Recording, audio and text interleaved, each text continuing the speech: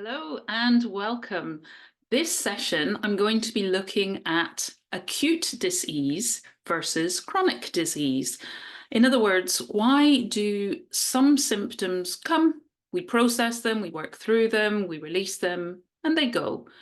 And that's an acute disease, it's a short disease, versus other times where symptoms come up and they don't seem to go away, or they go away temporarily and they come back.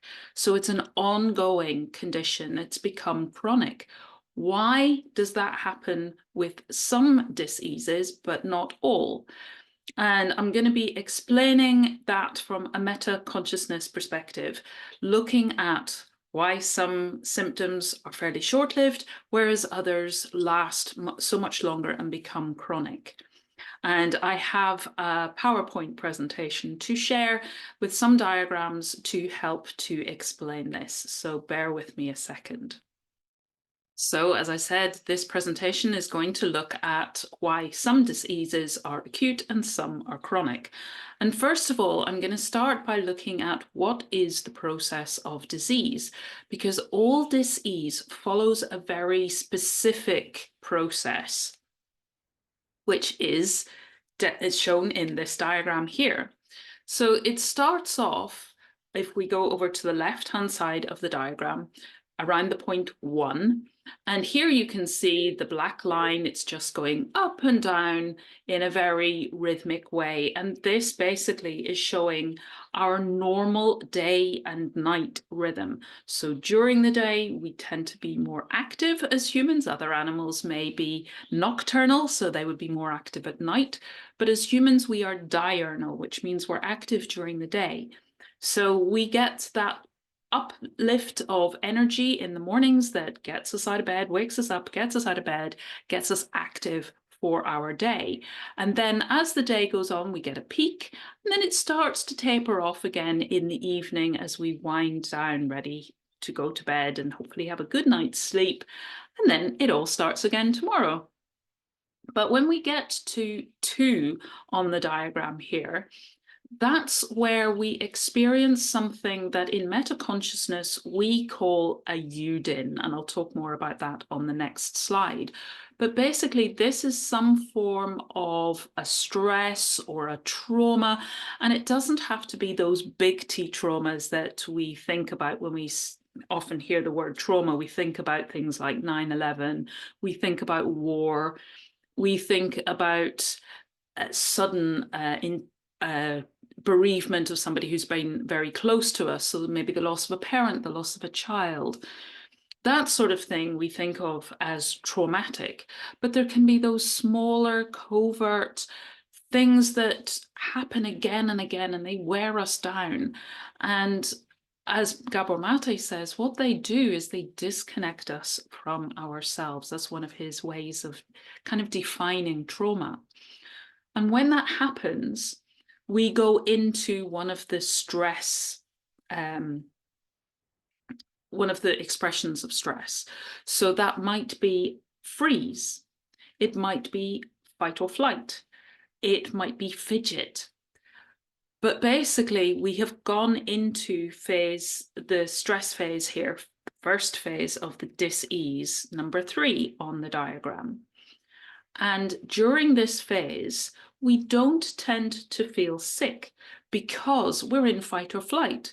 If we were fighting against an enemy and they punched us and we went down clutching the part of us that was hurting, we wouldn't then be fighting for our lives anymore. Equally, if we were running away, stubbed our toes, stood on a pebble, and started hopping around in pain, we're no longer running. Chances are we wouldn't be able to get away and save ourselves, or in the fight example, be able to fight and save ourselves. So our body naturally goes through a certain amount of numbing to pain, so we don't feel the intensity of that pain. We don't tend to feel ill either, because if we did, again, we wouldn't feel we had the energy, the strength, the ability to fight for our lives or to run away and save ourselves. So what we do feel during this particular phase is very specific to that phase. And I'll talk more about that later. But we go through that phase and our body is making changes. Things are happening within our cells, our tissues, our organs, in order to process, be better able to respond to that stress. There is always a purpose. And I often repeat that phrase, there's always a purpose. Our body is very biological. It's a wise and very supportive system. Everything that it does, it is doing to try and help us, to support our survival. So every change that's happening during that three there, that red part of the diagram, the stress phase, is to support us in some way. And getting to point 4 in the diagram, this is where we experience some kind of a shift. And these can be of different forms. It might be that the original situation that we found stressful reverses. So effectively, it's gone away. We no longer experience that stress. We're able to release it, and we have that shift. We go into rest and regeneration and recovery, and we get back to normal well-being. But it might not be a complete shift, 100% shift. It might just be that we're able to release part of what we found stressful and traumatic.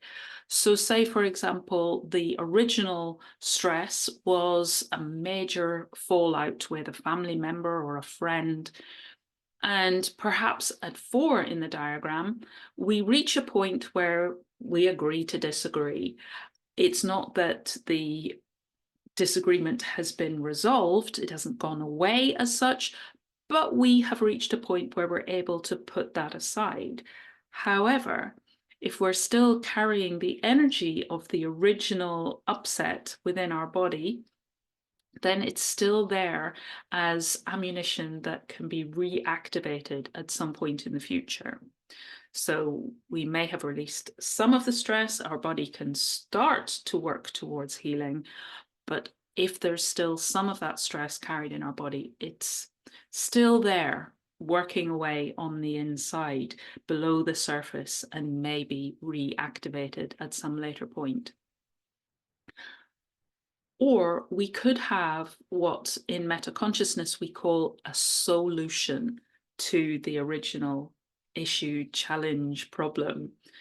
And a solution, soul spelt S-O-U-L, a solution is where we have that sudden, or could be gradual, but we have that realization, which is a deeper insight and understanding into who we are as an individual and why we're here, what our place is in the world, what we have come as a unique individual to share. What are our gifts? How do we express those more fully, more intentionally, more effectively?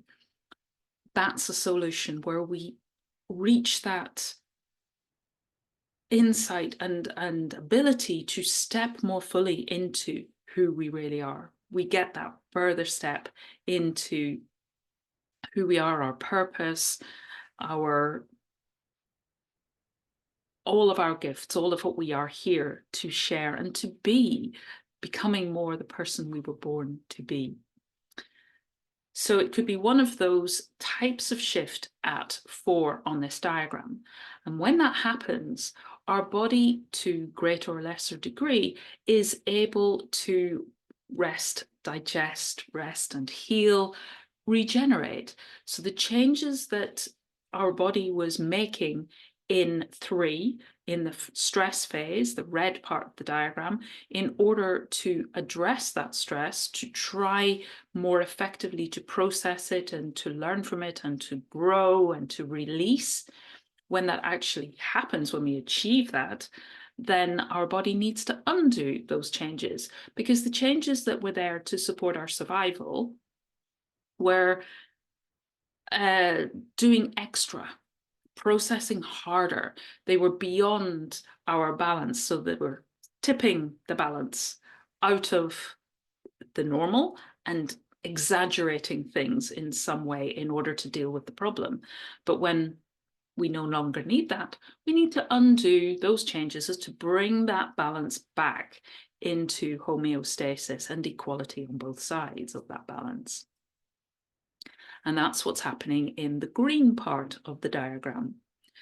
And in part 5, the first part of the regeneration phase, that's often the really messy part of our healing process. So it can be the snot and our body getting rid of things. But when we get to 6, this is a healing peak. And as you can see visually on the diagram, it's kind of a reflection of the stress phase. It goes up above the line again. In the diagram, it's red as it was in the stress phase. So we may have similar symptoms to what was happening in the stress phase. And again, we'll look at that in a minute. But it can also be things like migraines, and it can be sickness, vomiting, diarrhea. It can be a little burst of energy, having felt very tired, and I'll talk more about the regeneration symptoms in a moment. But having felt tired, as you can see, the graph goes below the line, and that's our energy as well. It's our energy dipping. Our energy goes up in the stress phase, and our energy goes below the line. We feel fatigued in the regeneration phase. Then we get the healing peak. And then 7, for me, I often think of it like that convalescent stage. So here we're wanting to nourish our bodies. We're just completing that rest to rebuild our strength to get back to 8, which is where we kind of started off, back to well-being, back to the normal day-night rhythm, active during the day and sleeping at night.